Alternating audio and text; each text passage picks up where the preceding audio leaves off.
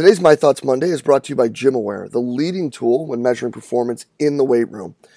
Guys, VBT is all the craze right now. It's a hot, sexy topic, although it's something that's been around for a while. And the man who wrote the book on velocity-based training, Brian Mann, has called the GymAware the Rolls Royce when it comes to velocity measuring devices. Guys, the ability for you to shoot all your information right up into the cloud and store it right away is enough for me right there to make sure that this is something that I had in my weight room. Putting things together with instant feedback as to how the reps are being performed. On top of that, with the x-axis correction, so you don't have to necessarily worry about direct positioning when you're performing the exercises. Tying that in with the visualization of everything and the ability to allow the athletes to compete. Make this an absolutely stellar tool and something I couldn't recommend you having in your weight room enough. Hop on over to kinetic.com.au today and see everything that they have to offer. Hey everybody, if you enjoy the podcast and the content it provides, be sure to hop over and check out the community. The community is an exclusive members website that is just an extension of what we do here in July at the Central Virginia Sport Performance Seminar. What it is a combination of video lectures, a coach's corner with your Monday morning take-home information, and a forum where you can talk about anything and everything related to the field of strength and conditioning. In the community, you'll find content added each month from some of the top practitioners in the world, ranging from PhDs to high-level coaches, bringing you exactly what they're doing with their athletes or their research at the present moment. On top of that, an additional discussion by coaches bringing you that Monday morning information, things that you can add to your training program right away. Tying that in with the opportunity to discuss with coaches around the world in the forum on anything and everything from the topics addressed in these presentations to whatever you're seeing in your daily life as a coach. If this sounds like the right thing for you and your staff, go ahead and hop over to cvasps.com/community and try it out for 48 hours for just $1. If you like it, you're signed up, ready to roll, and you're jumping into all the great content added each month. If not, feel free to go ahead and cancel at any time. No questions asked. We're really excited about what we're building in the community and hope you are too. Go ahead and hop over to cvasps.com/community and check it out today. Hey, what's up guys? DeMayo coming at you with this week's My Thoughts Monday. Today guys, I want to talk about something, conversation that I just had recently with one of my coworkers, Beecher Porter. When we're talking about these sports that start right at the beginning of semesters and or like your fall sports that start, right before school starts.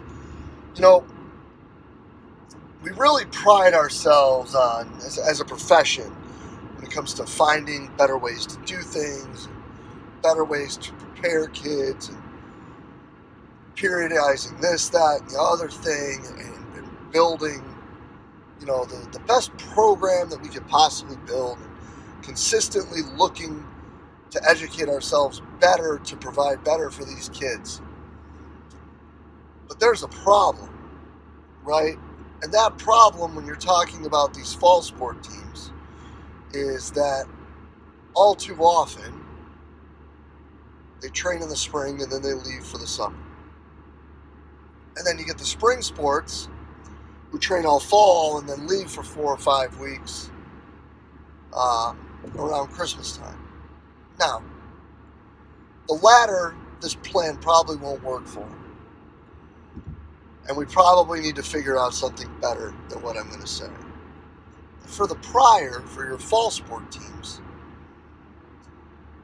my question is this: why do they have a spring practice schedule where they're going and doing all of this team-related stuff and sport practice, and they have their spring competitions that, to be honest, sport coaches probably put a little bit too much emphasis on, because I don't know about you guys, but I've never won a championship ring for anything that's gone down in the non-competitive season. We can talk about that another day, though. They do all this stuff, and they're lifting their tails off, and they're running like crazy, and they're in awesome shape, and then they hit finals, and they're going. To which we provide a program and, you know, cross our fingers and hope they follow it, right? Well, we all know what really happens. Let's be completely frank in a situation. We all know what really goes down in all of that. Well, I guess that what I would then say is if you look at a lot of the injuries that occur in these sports, they typically occur at one of the two ends of the season, right? They either happen really early, you know, because they weren't prepped, they weren't ready, and bad things happen, or they happen at the end because just accumulated fatigue. At least that's what I've noticed. So my question then is this: why do we do all this garbage all spring? All of this extra stuff, all of this training, all of this practice, all of these things that happen 10 months before they're going to play, for them to go home and not do anything. Would we not be better off as a whole? And wouldn't the kids be better off as if somehow those 8 weeks of countable time were moved to the summer? And I know what you're saying right now. Well, but it's summer school, and it's this, and there's that problem, and there's another problem. That's all fixable, dude. Like, for real, like, let's get past that, right? Like, basketballs can stay all summer and take one class and do this stuff. Well, why can't a team that's, you know, the kids are getting scholarship money to play in the fall, why couldn't they be there for the 8 weeks to be in shape and to acclimate to the heat and to be prepared for competition?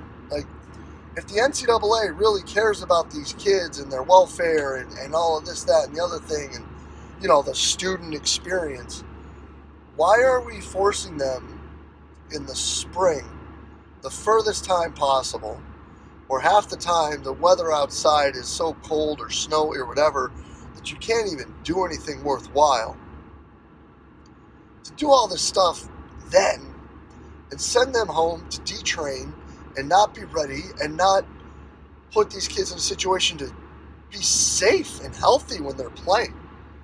Like, it makes no sense to me. So, you know, this came into, you know, a discussion because there was a team here that had 2 injuries, season-ending ones, the first day and then the second day of practice. You know, and his response was simply, well, you're going to tell me that these people went and did what they were supposed to do when they went home. And I completely agree with his sentiment. I completely agree with his disdain for the situation. But unfortunately, we're hamstrung because when we are providing the kids with the stuff that they would need to be prepared is not at the time when they need the stuff to be prepared, unfortunately. So what do we do? You know? Like, what do we do? Like, what's next? Like, how do we fix this? Because we all know that, like, unless there's rules that change or policies that change or things change, like, they're going to show up for camp, 2 weeks before their first game? And you know that at least 1 or 2 of those days, the coach is going to run them because they're going to get all mad about something, or they're going to mess up. So they're just going to break them down, you know, a little more. So what can we do to ensure that these student athletes moving forward are better protected and in a better welfare physically because they've been prepared not just in the right manner or prepared for the right outputs that they're going to be involved in, but also at the right time so that we know that these outputs that we've built them up for are available when we need them to be available, and that is during the competitive season, not during some spring ball season that doesn't mean shit. So that's my question. I don't have an answer. I know how I've handled programs that I've sent home, and I know that we've had kids that have stayed, but we've never had a full team. So what do you guys do? What do you think? What do you see? You know, how can we be better for these kids to make sure the first day that our field hockey teams show up and they step on AstroTurf, and most of these young ladies are from Pennsylvania, so they're not used to it being 95 to 100 degrees anyway, let alone humid, let alone torching hot even more because of the turf. It's a lot to ask of a kid, if you ask me. So, thoughts, ideas, directions, questions. Let's talk about this, and let's see what we can do better for these kids. As always, guys, thank you for everything that you do for us here at Central Virginia Sport Performance. We'll be back next week with another My Thoughts Monday. We'll see you then.